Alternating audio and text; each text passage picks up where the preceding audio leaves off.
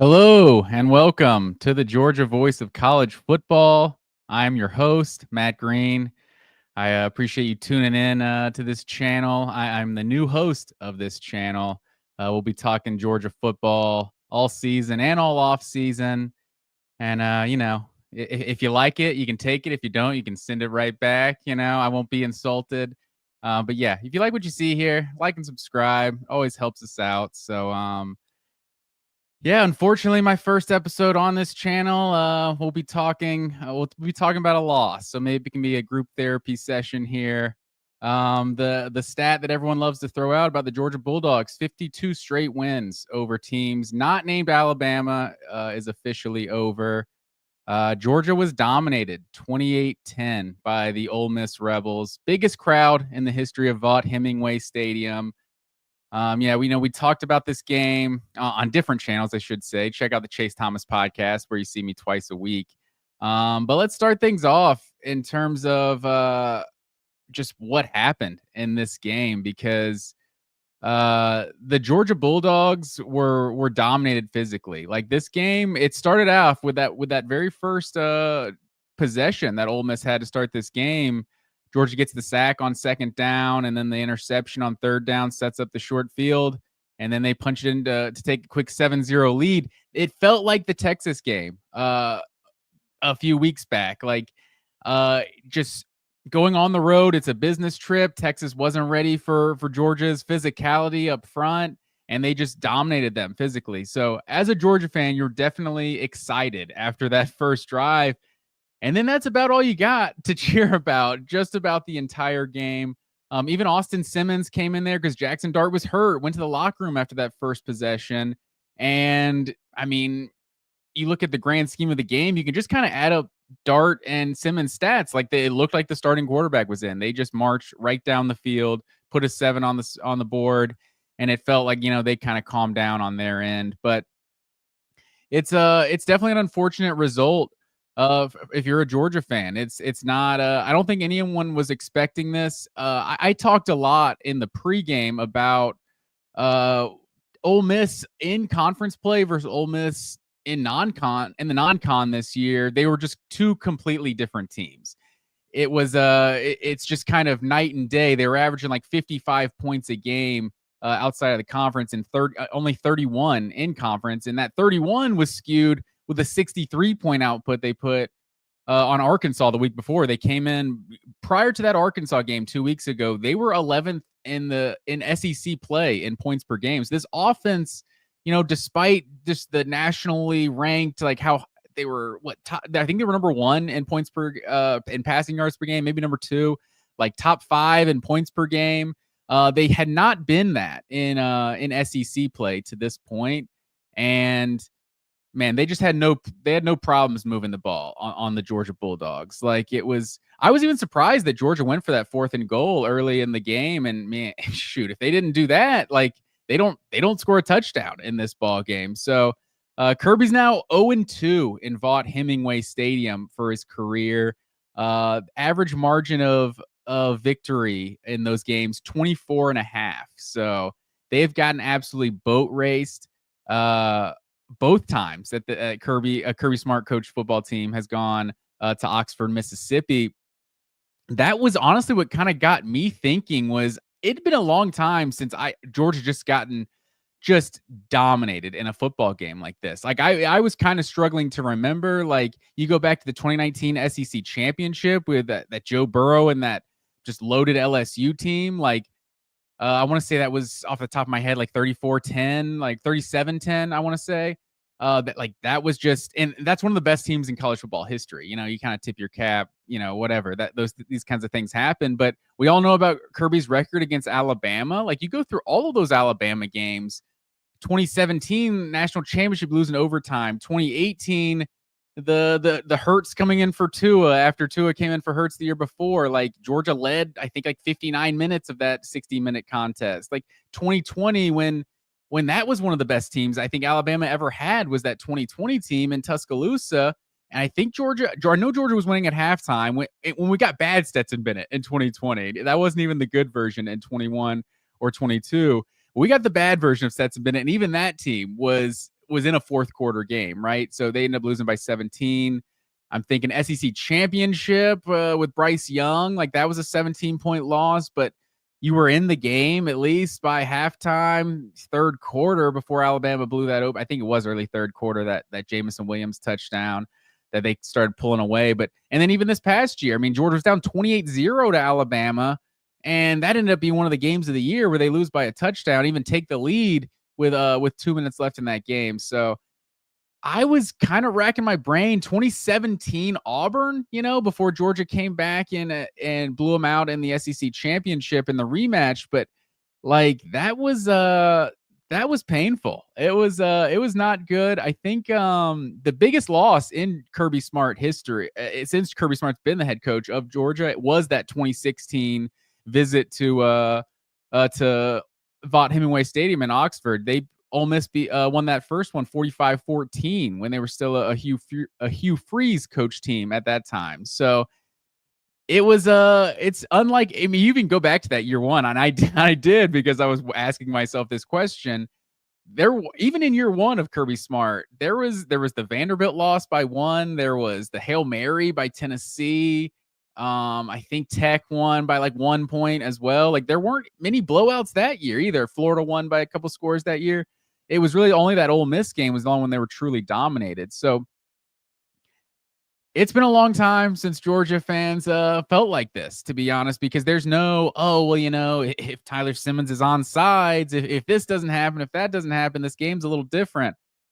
I don't know what to say about that game, to be honest. It was just it was a good old-fashioned beatdown. Ole Miss 28-10. I guess one of the silver linings I would say in this game, the defense got pretty beat pretty handedly between the 20s, I'll say.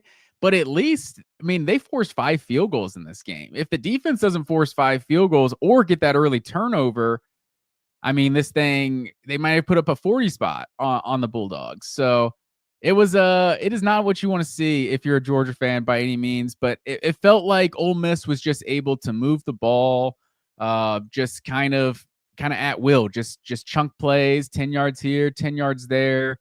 They did shut down the run pretty well in this one. Ole Miss's running backs were just 20 and receiver, I should say, because I think Watkins played some snaps at running back in this one, but they were 25 for 54 on the ground. Like that's 2.2 yards per carry. Like that's holding a usually good Ole Miss running game, pretty well in check. But then you had Jackson Dart with 8 carries for 50 yards, and he was their leading rusher in this game. So the fact that Jackson Dart was able to make those plays when they needed them, those felt like backbreakers. It would just be, I know he had the long, like 28-yard run at one point, but he was just running for first downs here and there on a bad ankle. Like this guy went to the locker room after the first possession of the game and ends up being Ole Miss's leading rusher in the game. So, a lot of just things that you got to go back to the drawing board if you're the Georgia Bulldogs. So it's hard to pinpoint exactly why they had so much success, and I think that's why I can't put it all on the defense, because I think if you start this game and you say, or you tell me before the game happens that Ole Miss has 28 points, and also what was it, 22 going into the fourth quarter? Ole Miss has 22 points going into the fourth quarter. Okay, I like Georgia's chance to win that game. Like that's, this has been a really explosive offense at times, so you're keeping them in check, and Ole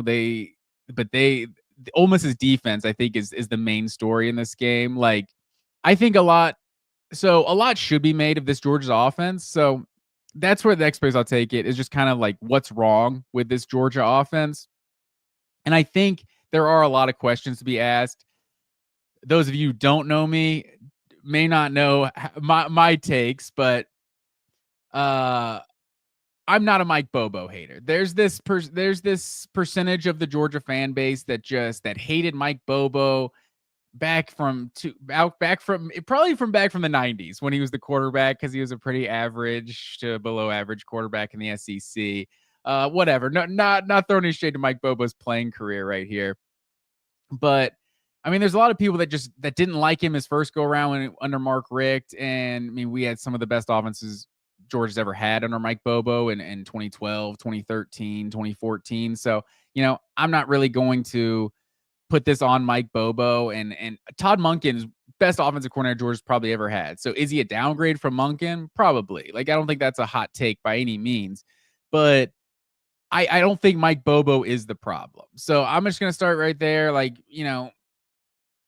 the evidence can be presented to make me eventually change my mind, but you've seen things dialed up from this team at times. You've seen, the design, the creative play design. Like, this team averaged more points per game last year than they did when they won the national championship in 2022. So, I don't think Mike Bobo is the problem. I think 27 drops leading the country, that's the problem. I think this receiver group, and we all hated to say it, and myself included, people throw around this word generational, and there's a reason generational is generational. I think Brock Bowers was a generational talent. Ladd McConkey may not be generational, but he's one of the best receivers Georgia's had in the last, 20 years. I'd say he's top 5 at least. Those playmakers, and like I said, Bowers was generational. Those guys just don't come along very often. And, we saw Carson Beck have his good games with both of those guys missing times at last year. So I didn't think, Georgia just had to rely on those playmakers to be a team that can score 40 points a game. But, as each week goes by, it's starting to look like they're missing those playmakers more and more. Even the running backs last year, like Dejon Edwards and Kendall Milton, they're good players. They're nothing amazing. So if you would have told me Trevor Etienne was going to be the best playmaker on Georgia's offense, I would have told you Georgia's going to have a really dangerous offense this year. And Trevor Etienne has been the best player on this offense. Nate Frazier has given a good impact to this offense as a true freshman, but you saw again why he wasn't playing for 3 or 4 games. Apparently that's been the thing with him in practice all year long, is he's been fumbling. And if you fumble as a running back, that is the quickest way to lose playing time. So that was one of Georgia's better drives, honestly, of the game, where Nate Frazier ended up fumbling. So that was the most frustrating part of this game, was Georgia's offense just never got anything going, and when they did, they turned the ball over. Like, I think everyone is going to make this about Carson Beck, and like, I'm not here to apologize for Carson Beck. Like, the guy's thrown 12 interceptions now in his last 6 games. He's clearly, I don't know that he's regressed. This guy's practicing every day. I'm sure he's getting better. I'm sure he's learning more about offenses, and his arm's getting stronger, whatever have you. His decision-making this year has clearly regressed. This guy, he leads the SEC in interceptions. He's getting up there in Joe Cox territory for interceptions. I think Joe Cox is the one who threw the most interceptions of anyone. I say I'm a Georgia fan. Side note, I say I'm a Georgia fan since like 2001, essentially. I know the history before then, but those are my early years. The Richt years, kind of a solid, line of demarcation. So I kind of, all of my Georgia vast knowledge just comes like 2001 and on. So that's like 21st century Georgia knowledge, essentially. And I feel like, as far as the 21st century goes, this offense, I don't know. It's just this isn't what we expected to see this year. And as far as the 21st century goes, I think Joe Cox does have that distinction of the most interceptions for a Georgia quarterback.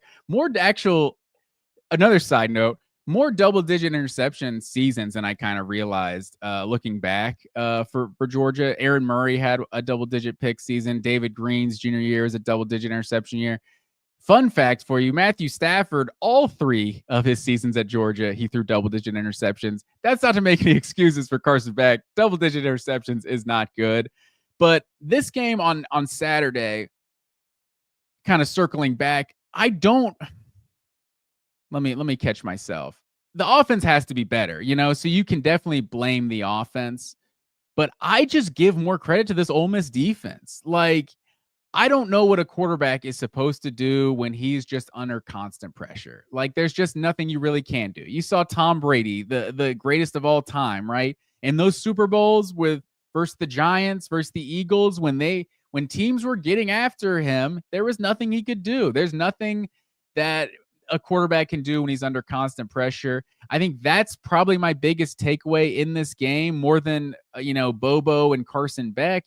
It's this offensive line. This offensive line has been shaky at times, and a lot of it's due to injuries. Tate Ratledge is the preseason All-American. You've had him for what, a total of like 2-3 games the whole year, and he's been limited in most of that time. So, Ratledge, you saw him play a good bit against Florida last week, and I guess he just wasn't able to really go and make any sort of impact in this one. Micah Morris missed this game. That obviously didn't help this offensive line, but that's the guards, and the guard play I don't think is the reason Georgia lost this game. I think it was Ernest Green getting absolutely whipped at left tackle.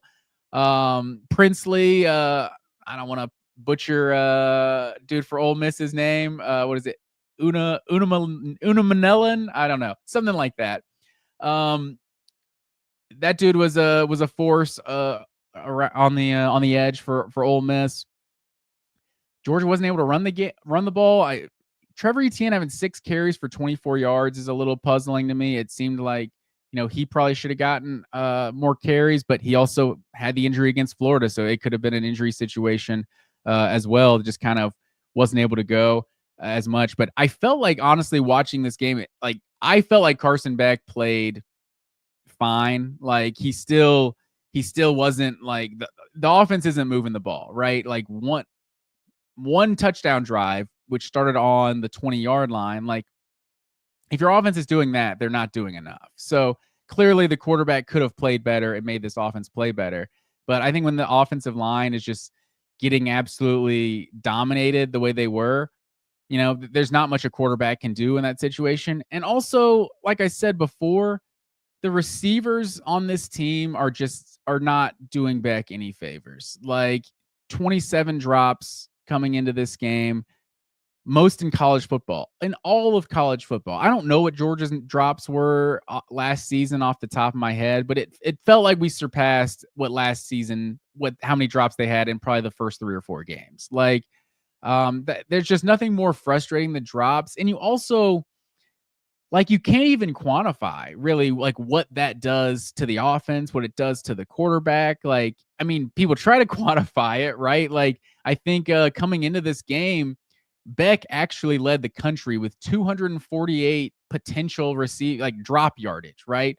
248 passing yards that he didn't have only because of drops. And that's not even factoring in the catch, like a catch and run. Like that data is based on if you fall on the ground right where you where you dropped the ball.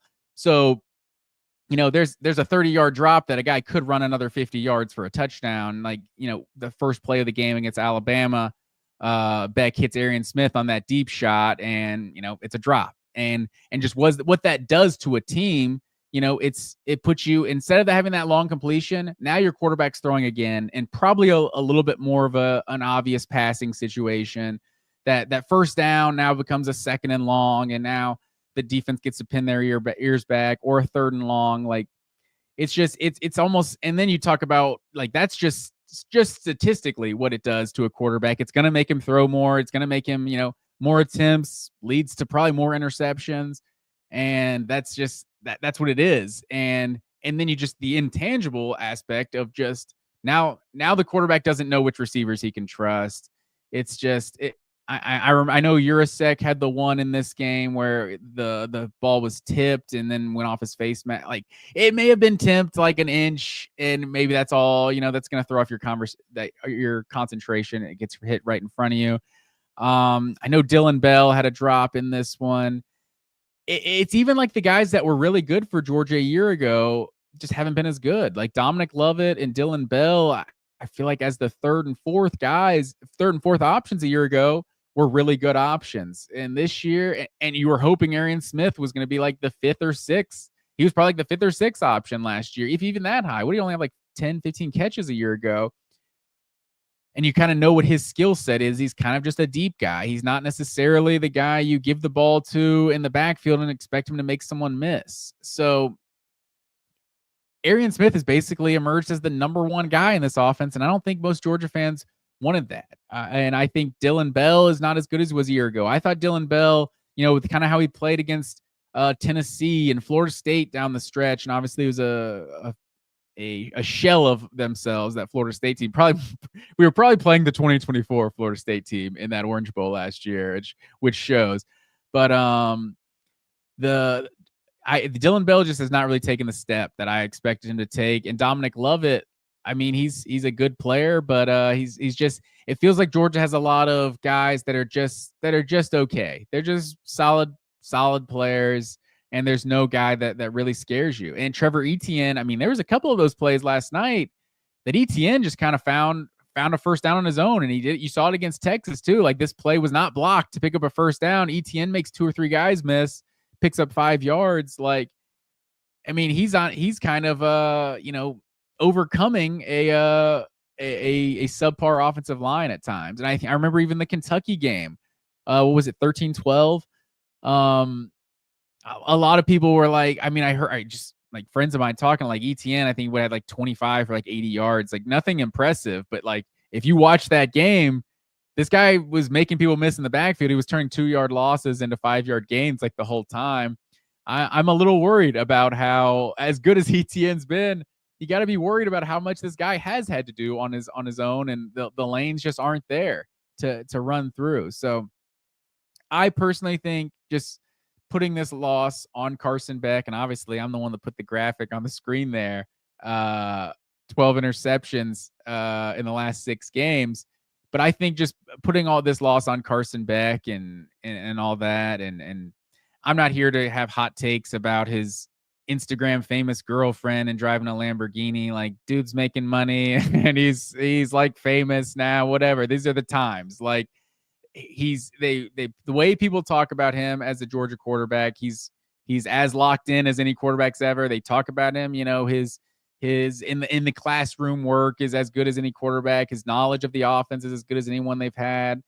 It's just, offensive line play, wide receiver play, and then making bad decisions at times. It's a perfect storm for this offense to not play well this year. And so I think at the end of the day, I give the vast majority of the credit to this game to the Ole Miss Rebels. I mean, no Georgia fan wants to hear, oh, you got to just tip your cap to the other team, and but I think that's what it is.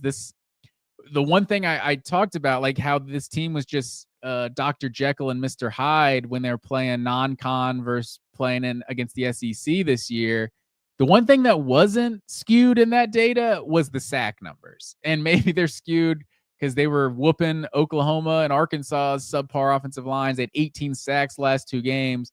Well, they whooped Georgia's offensive line. And I'm not saying it's been the best. I think this team had 0 sacks against LSU, which is widely considered the best offensive line in the country.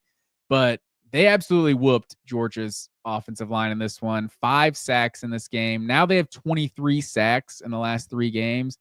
I don't know the stats right in front of me, but I think that's more than Georgia has probably all season. Like, this Ole Miss pass rush was legit.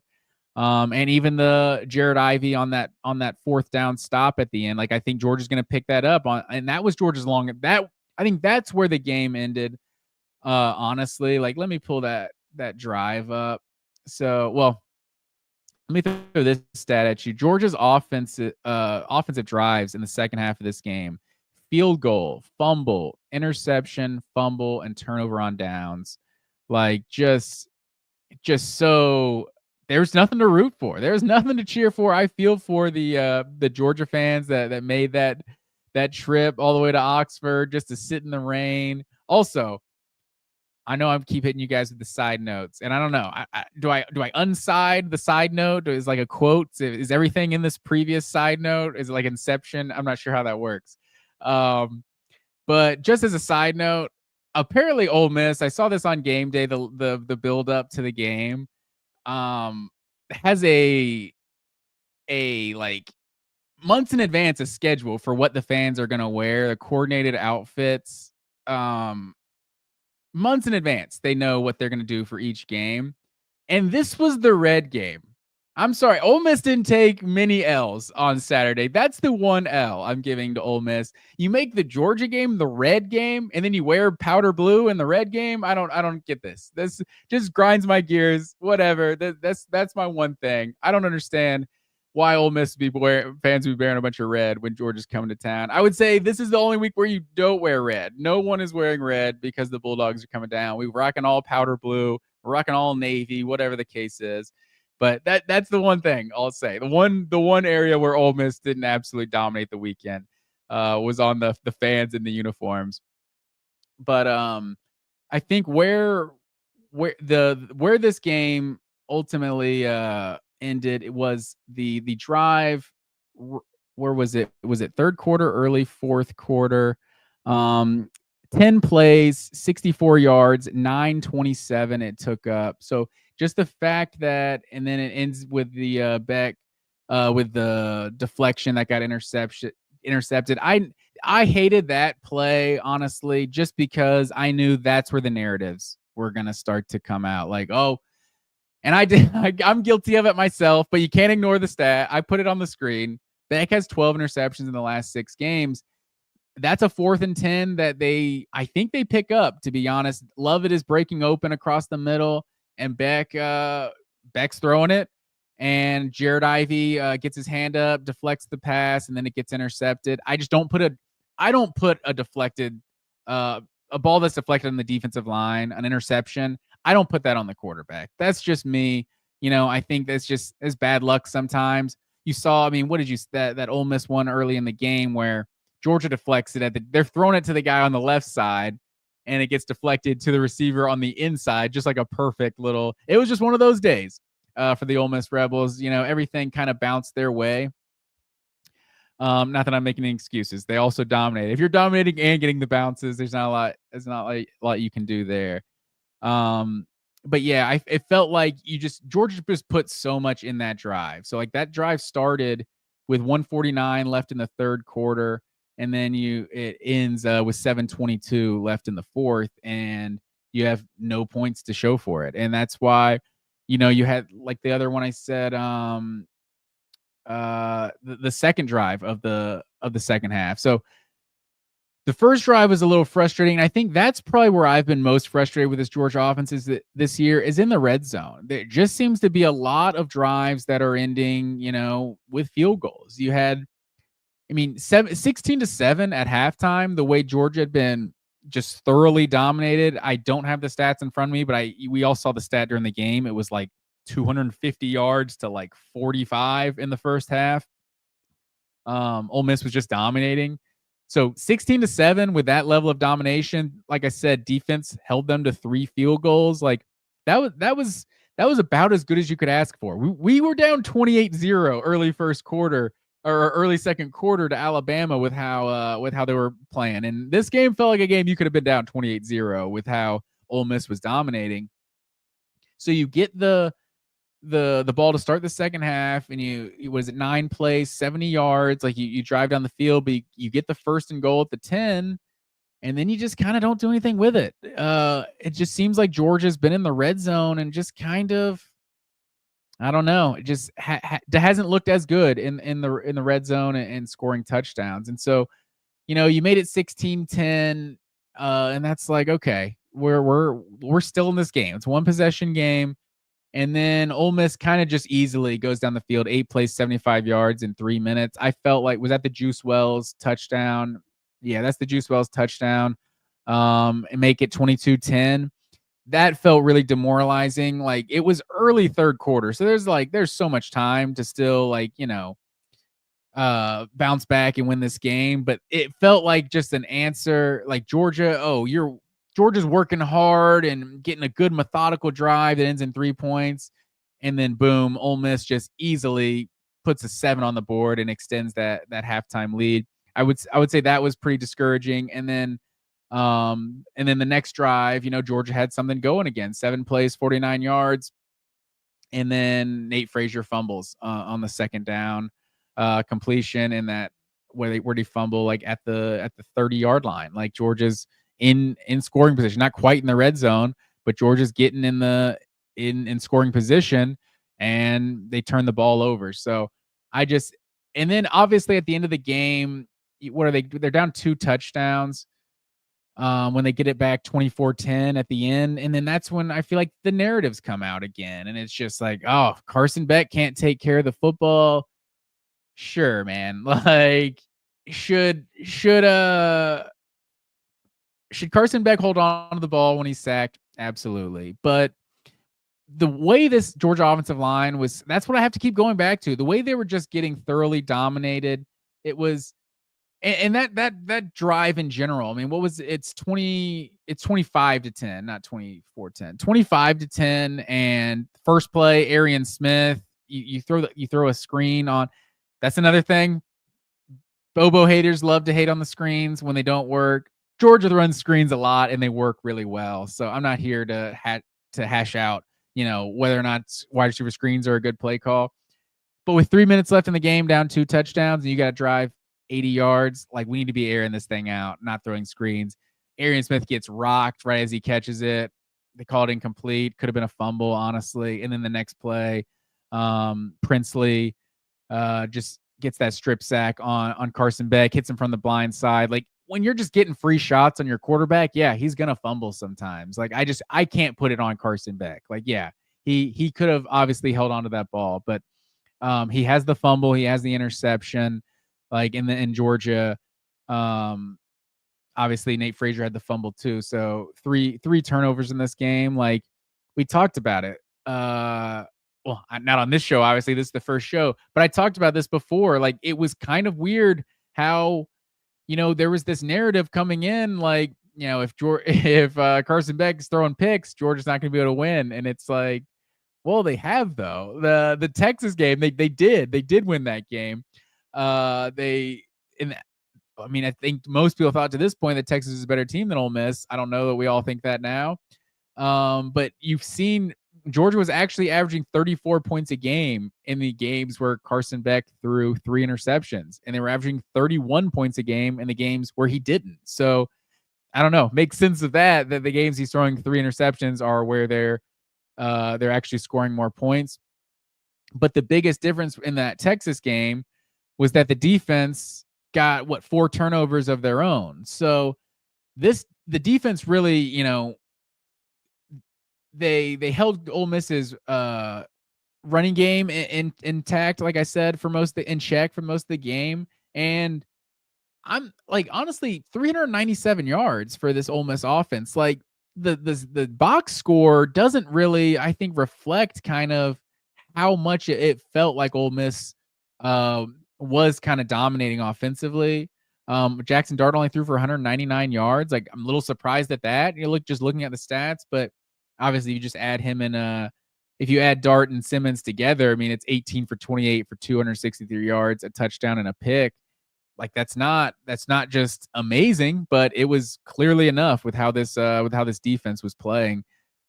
But yeah, I think ultimately, I think Georgia's just gotta take a look in the mirror and figure out what they're doing, because we've seen the slow starts, all season. Like, this is we've had 5 games with less than 10 points in the first half. Scored 6 versus Clemson, 3 versus Kentucky, 7 versus Alabama, 6 versus Florida, and then 7 versus Ole Miss. And you saw the stat during the game that they showed that Georgia's 13th in the SEC in first half scoring, but they were also first in the SEC in second half scoring. So Georgia, they're still the only team in the SEC that has 5 30-point games this year, and it was 5 consecutive 30-point games before this Ole Miss game. So Georgia's offense has actually been better. Like, Ole Miss, this was their second, or they scored 28. So Ole Miss has 1 game this season where they scored 30 points in conference play, which I think that's a stat that would baffle most people. And it's not like Georgia's faced just a really easy schedule either. Like, this is the toughest schedule in all of college football this year.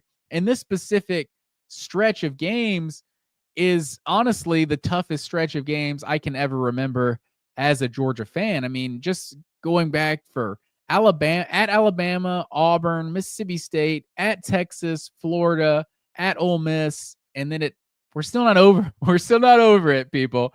We got Tennessee at home next week. So this is the toughest stretch of games I can ever remember as a Georgia fan.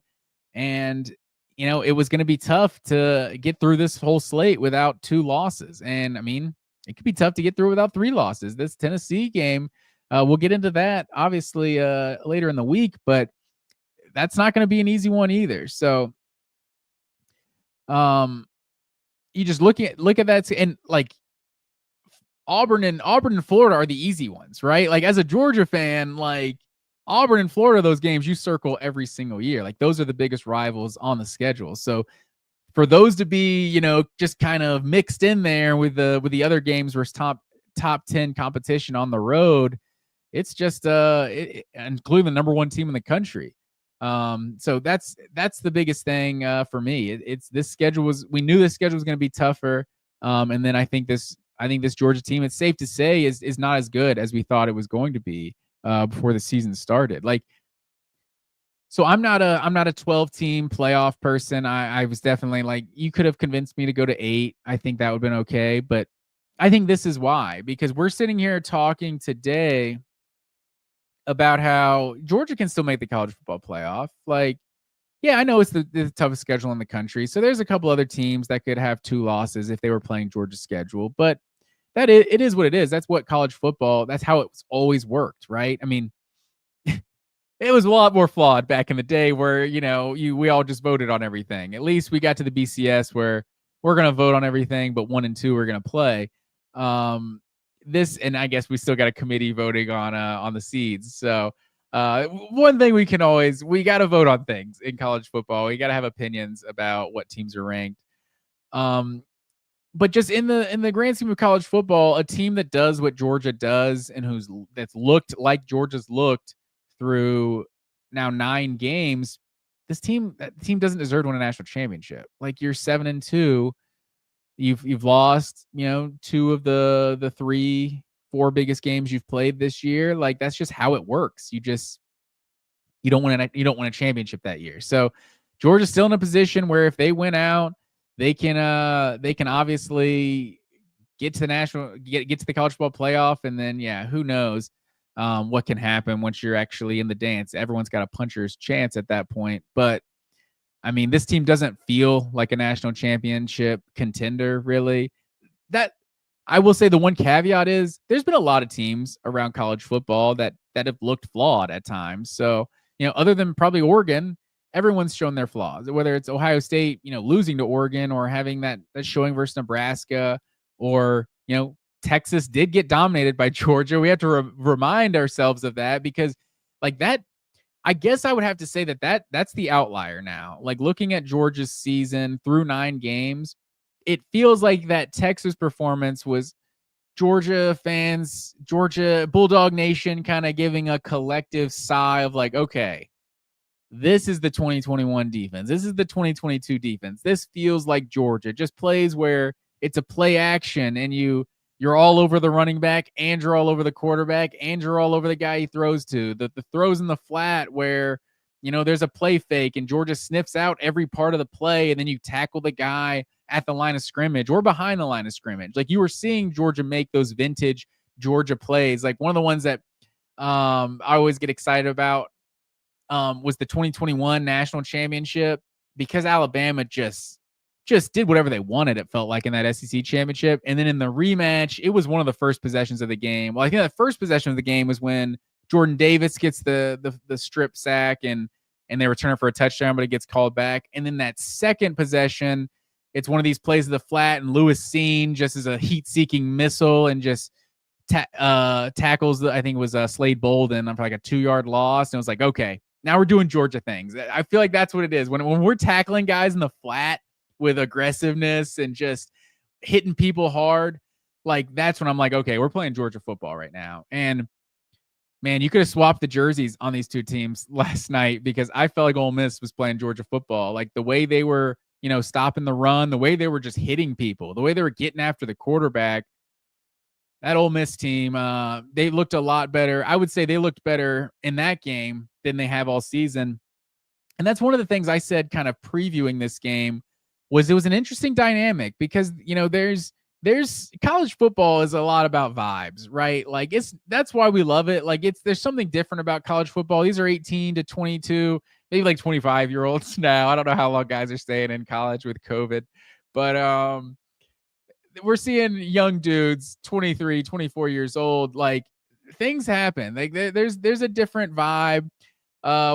We see different teams week in and week out. This was one of those backs against the wall kind of games for Ole Miss, and it was one of the few games I felt like Georgia's opponent was actually the team under more pressure. Like when you went into the game versus Alabama, I mean, I guess you could say Dabo Swinney and Clemson may have been under more pressure, but it's almost like, I don't know, that felt like an automatic L. They're like, hey, just because we lose to Georgia, we can still win the ACC. Let's not freak out if we get blown out, and they did.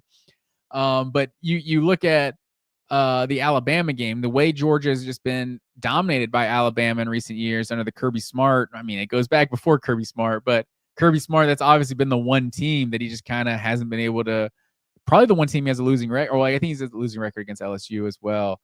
Shoot, probably a losing record against Ole Miss now after this one. I'd have to look at the stats. But yeah, you win that Alabama game. It's like Kalen DeBoer, this is year one. Like no one expects him to be Nick Saban. Like this is the time. Okay, Georgia, you've been dominated by Saban. Okay, now it's time to, let's welcome the new guy and show him how we do things in the SEC. So that was a game where Georgia was under more pressure and they lost. And then you go into the Texas game where it's like, okay, this is another new guy, a different kind of new guy in the SEC. Are you really going to let Texas just take the mantle of the Kings of the SEC in year one? And so it felt like a changing of the guard, and Georgia was kind of being questioned of like, how legit are they? And they responded in that Texas game. And so this was the first one. And obviously, Billy Napier, we know what kind of pressure this dude's under each week. So he might be under more pressure. Although they did give him a vote of confidence, so he is going to be the guy. I think they anticipated. Florida administration anticipated, like, look, we got some injuries. Things are about to get real bad. Let's just go ahead and take that off the table, guys. We're not firing Napier. We're gonna stick with him. So this was the one game. Like, there was all the stats about Lane Kiffin. The wins without versus teams that finished top 10, that finished top 25. I don't have those. Shoot, I don't have those right in front of me. But you all have seen the stats. That was the narrative kind of coming into the game, was that going back to that Georgia game in 2023, 52-17, like that was, I want to say that was game day last year. I know it was Chris Fowler and Kirk Herbstreit doing the game. Like that was a big time national game of the week. And Georgia just absolutely stomped Ole Miss. So they talked about like that was the origin story, right, of this team. Was Lane Kiffin walked off the field that day and said, like, we got to look more like those guys. We got to look in the trenches how that team looks in the trenches. And you saw the transfer they took from Florida, the transfer they took from Texas A&M, Walter Nolan.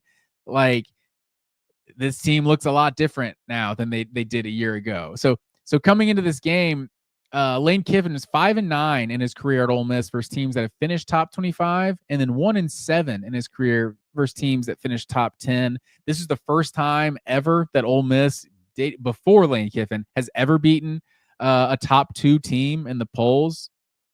So it's there was a lot going on in this game, and it felt like Ole Miss, with how active they've been in the portal, like, if not now, when type of thing. Like, this is the time for Ole Miss to kind of take that step. So having the loss versus Kentucky, you say what you want, upsets happen. It could be kind of fluky.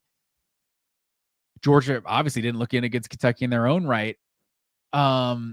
But then the LSU loss, like that was a game what LSU literally never led for any point in that season until the game was over. So it's like that's a loss that you kind of let slip by. So you let slip through your hands, I should say. So it's this was the game Ole Miss needed. It was an elimination game for them. So not to make an excuse for Georgia. Oh, they needed it more, so that's why they won. Like, Georgia needed this one too. Georgia wanted to win the SEC championship. Georgia wanted to, win all the games they play. obviously. So Georgia also wanted to have some room for error. And I think now that Tennessee game in Athens next week, that's an elimination game for the Bulldogs. So I think you have to be a little concerned with how this team has looked, and they weren't able to just turn it on in the second half against Ole Miss the way they've done against everyone else. So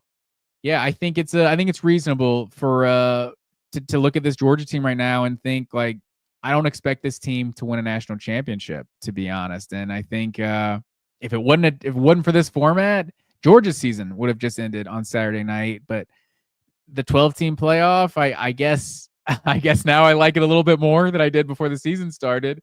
Now that my team still has a chance to make it on November 10th here, but I don't know. I think Georgia, I'm not going to freak out like necessarily the season is over, because like I just said, they can still get hot, and who knows. My biggest thing is it's reasonable to be worried about this offense and that Carson Beck, isn't the guy that can win a national championship. But there's not a lot of those teams that are contending for the national title right now that have these proven first-round picks or anything. Jackson Dart might be one of the best ones. Outside of, Cam Ward, Shedeur Sanders, Dylan Gabriel, maybe you throw Jackson Dart in that group. Now, I don't necessarily think Jackson Dart's in that group with Cam. I don't even necessarily think Dylan Gabriel's in that group with Shedeur Sanders and Cam Ward. So, I mean, there's a lot of teams that have had their questions. Like, Will Howard's a good player. Like, Nico Iamaleava, like, Carson Beck's probably been better to this point than Nico. He just hasn't thrown as many picks. But the Tennessee offense, let's not forget, they got shut out in the first half of like 3 games in a row. So Tennessee went to overtime with that Florida team that Georgia beat by a couple touchdowns. Obviously, that was the game where Mertz went down, and they had Lagway the whole game, and Georgia didn't have to play against Lagway for more than a quarter and a half. But I think at the same time, I think this team can bounce back. We've seen Georgia. Now they're the team that's the animal backed into the corner, right? And Tennessee's coming to town next week. So I think you've seen you've seen what Georgia's done before when Tennessee comes to town. That's probably what the most frustrating part about this schedule was. You look at the biggest games on this schedule. You circled before the season started. It was Texas. It was Alabama. It was Clemson. It was Ole Miss. And then probably Tennessee. What Tennessee doesn't have in common with those other 4 games, none of those other 4 games were played in Sanford Stadium. So, and then obviously the cocktail party is always big. You play in Jacksonville. So to play, it was going to be a long shot to, I think, win 2 of 3 of at Alabama, at Texas, and at Ole Miss. And I think you saw why. So luckily, maybe this is a blessing that this was the year that the playoff committee decided to go to 12 teams, and Georgia won't have to play in a hostile environment like that moving forward. Well, shoot. I may have spoken too soon. That first round of the playoff, Georgia could be looking at a 9 through 12 seed, and might have to play a road playoff game. Who knows? Go to Happy Valley or Miami or something like that. Although, no, I shouldn't say Miami, because at this point, with the loss to Georgia Tech, Miami, the only way that Miami's getting in is through the ACC championship, and so that would probably most likely give them one of the 4 seeds. So we'll see what happens there. My final notes here, just kind of touching on what was happening around the SEC. One thing, I guess, as a Georgia fan, silver lining, I don't even know what to call it. Super silver lining. At least we saw Alabama show up against somebody else. Ever since that Alabama game, I was a skeptic of Jalen Milroe coming into the season. Just maybe the most athletic quarterback I've ever seen, next to maybe Lamar Jackson, Michael Vick. But that dude is just an incredible athlete. But just as a passer, I just wasn't really believing it. What he did to Georgia in Tuscaloosa that day, basically, I was like, okay, I changed my mind. I was wrong. I changed everything I said about Jalen Milroe. This guy's the best player in college football. Apparently, that he just harnessed that for one day in a hasn't been that ever since. And so ever since that loss to Alabama, I think most Georgia fans are sitting here like, how did this team just jump up 28-0 on Georgia? How did they score 40 points on Georgia? Like, they've looked just bad against most teams they've played. Lost to Vanderbilt, nearly lost to South Carolina at home. Like, it was just kind of dumbfounding for a while. But seeing Jalen Milroe just absolutely go off on this LSU defense. What was the final score of that one? Was it 42-6? I want to say. That was just, I don't think anyone expected that. That was the best passing offense that I think Alabama's faced. 42-13. LSU got the late touchdown. So Alabama with that win. So LSU, there was a potential that we were going to have after this crazy SEC season.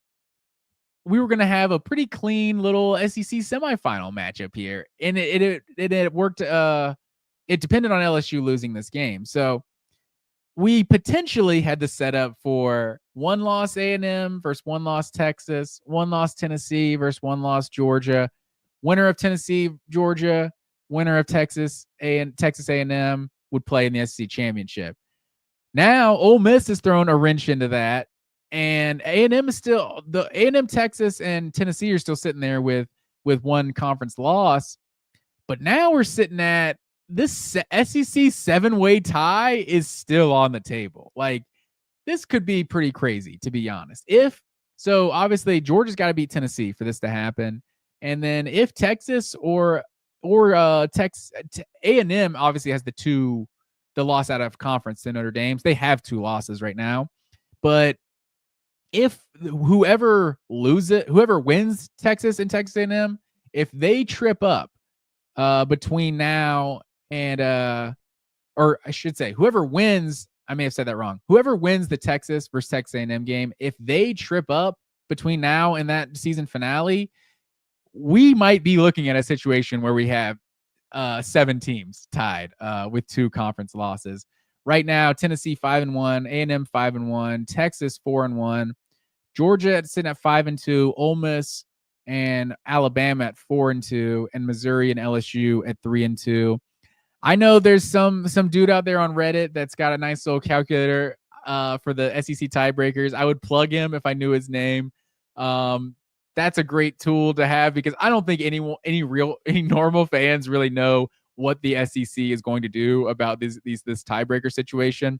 I know I could define it for you, and I know I have it written down somewhere where it's the combined records of the common opponents, and then obviously head-to-head is the first one. But you're seeing without SEC East and without SEC West, you're seeing it's a lot harder to know where these clear tiebreakers are. So it'll be interesting to see what happens in the SEC the rest of the way. But yeah, other than that, we had who else? We had Texas absolutely dismantling Florida. I kind of feel for the Gators as much as my red and black heart will allow me to. I feel for the Gators a little bit because it felt like this team was coming on at the right time.